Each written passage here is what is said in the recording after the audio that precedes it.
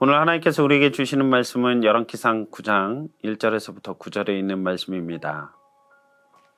솔로몬이 주님의 성전과 왕궁 짓는 일과 자기가 이루고 싶어한 모든 것을 끝마치니 주님께서는 기브온에서 나타나신 것과 같이 두 번째로 솔로몬에게 나타나셔서 그에게 말씀하셨다.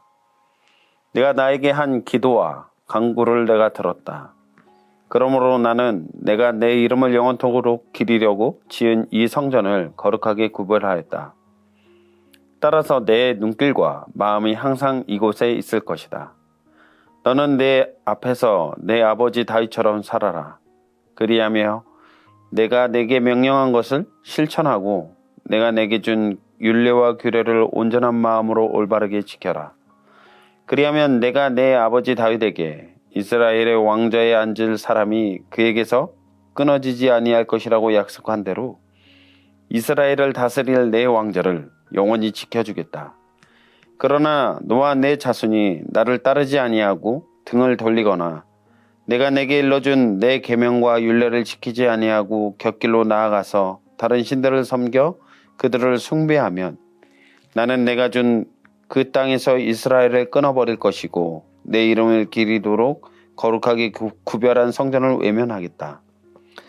그러면 이스라엘은 모든 민족 사이에서 한낱 속담거리가 되고 웃음거리가 되고 말 것이다. 이 성전이 한때 아무리 존귀하게 여김을 받았다고 하더라도 이곳을 지나가는 사람마다 놀랄 것이고 어찌하여 주님께서는 이 땅과 이 성전을 이렇게 되게 하셨을까 하고 탄식할 것이다. 그러면서 그들은 이스라엘 백성이 자기들의 조상을 이집트 땅으로부터 이끌어내신 주 그들의 하나님을 버리고 다른 신들에게 미혹되어 그 신들에게 절하여 그 신들을 섬겼으므로 주님께서 이 온갖 재앙을 그들에게 내리셨다 하고 말할 것이다.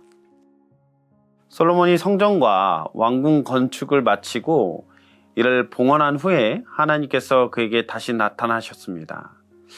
첫 번째로 솔로몬이 왕위에 오르고 나라를 다스리기 시작할 때 일천번제를 드렸을 때 그때 나타나셔서 지혜와 부귀와 장수의 축복을 허락하신 것이 첫 번째로 나타나심이고, 두 번째는 그로부터 약 20여 년 후에 솔로몬이 성전과 왕궁을 건축하고 성전 봉헌식에서 드린 기도에 대한 응답으로 하나님께서 또 솔로몬에게 나타나셨습니다. 하나님께서 솔로몬의 기도를 들으시고 그것을 귀하게 여기셔서 하나님을 영원토록 기리려고 지은 이 성전을 거룩하게 구별하여 하나님의 눈길과 마음이 항상 성전에 있을 것이다 라고 약속해 주셨습니다. 그리고 하나님께서 솔로몬이 하나님의 명령을 온전히 지키면 다윗 왕조가 계속 이어질 것이다 라고 약속하셨습니다. 솔로몬이 해야 할 것은 마음을 온전하고 바르게 해서 하나님 앞에서 행하는 것과 하나님의 법도와 율례를 지키는 것이었습니다. 마음을 바르게 해야 할 뿐만 아니라 거룩한 삶 또한 요구하신 것이죠. 그러면서 경고하셨습니다. 이스라엘이 하나님의 명령을 무시하고 다른 신들을 섬긴다면 하나님께서 인도하시고 세워주신 이 땅에서 이스라엘을 끊어버릴 것이고 하나님의 이름을 기리기 위해 거룩하게 구별한 성전을 하나님께서 외면하시겠다라고 경고하고 있습니다. 이런 상황 속에서 이스라엘 민족은 모든 민족들 사이에서 속담거리가 되어 비웃음거리가 되고 말 것임을 말씀하고 계시죠. 성전 봉헌식을 하나님께서 기뻐 받으시면서도 엄중한 경고를 하고 계십니다. 거룩하게 구별한 성전조차도 외면하시고 버리시겠다라고까지 경고하십니다. 우리는 과거 실로의 성소에서 이런 모습을 발견해 볼 수가 있습니다. 하나님의 성막이 있었고 하나님의 궤가 있었던 실로가 돌무더기가 되어 버렸습니다. 예레미야는 실로가 돌무더기가 된 것은 예루살렘 성전도 그렇게 될 수 있음을 미리 보여주신 것이다 라고 말하고 있죠. 예레미야 7장 12절에서 14절에 예레미야 7장 12에서 14절에 보면 너희는 내가 처음으로 내 이름을 두었던 실로에 있는 내 처소로 가서 내 백성 이스라엘의 죄악 때문에 내가 그곳을 어떻게 하였는지 보아라. 너희가 온갖 죄를 지었으므로 내가 너희에게 서둘러서 경고하였으나 너희는 듣지 않았다. 내가 불렀으나 너희는 대답도 하지 않았다.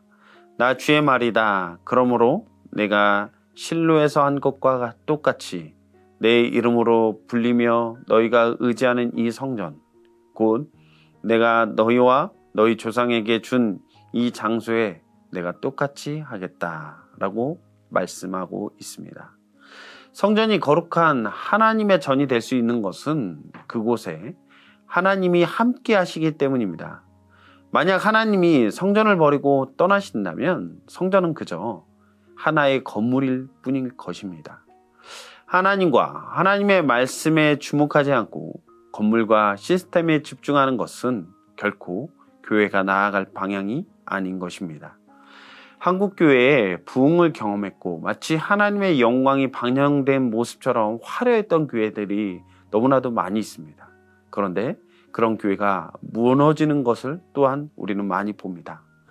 겉으로 보기엔 시스템 너무 잘 갖춰져 있고 너무나도 화려한데 너무나도 좋은 모습으로 비춰지고 있는데 사실 실상을 들여다보면 그 안에 본질적인 말씀의 부재와 또 많은 하나님의 뜻 안에서 멀어져 있는 모습들을 우리는 보게 됩니다.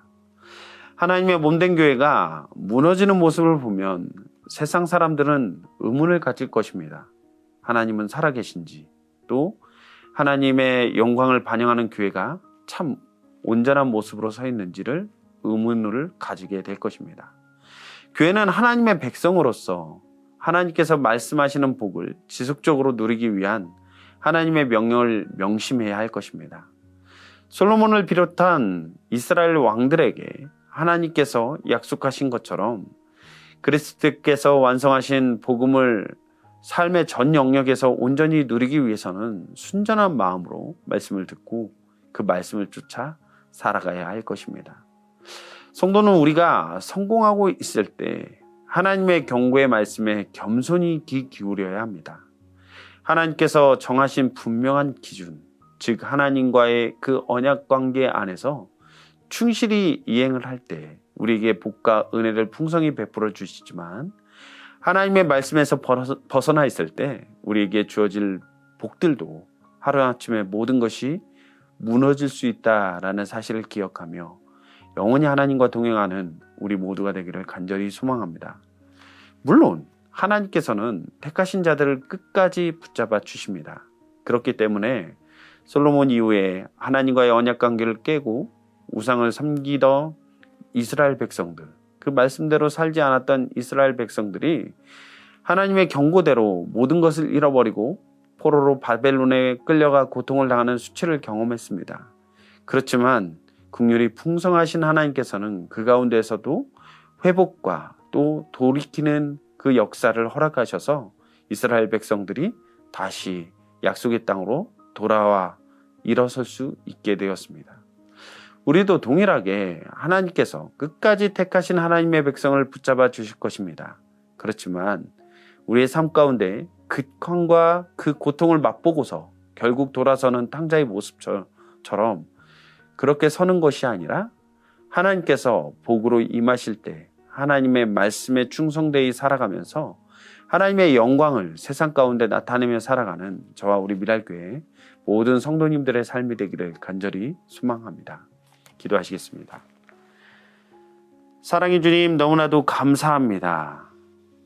가장 화려하고 또 가장 좋을 때에 하나님의 뜻, 그 하나님의 말씀을 우리가 잘 귀 기울여 듣는 우리 교회가 되길 간절히 소망합니다. 하나님께서 칭찬도 하시지만 그 가운데 엄중한 경고도 하십니다. 우리의 모습은 정말 겸손히 하나님 뜻 안에 서 있는지 오늘 하루 돌아보게 하여 주시고 정말 하나님의 그 손길을 의지해서 오늘도 겸손한 마음으로 하나님의 말씀을 듣는 귀하고 복되는 우리 모든 성도들의 삶이 될 수 있도록 주님 인도하여 주시옵소서. 오늘도 함께 하실 주님을 찬양하오며 이 모든 말씀을 우리 주 예수 그리스도의 이름으로 기도했습니다. 아멘.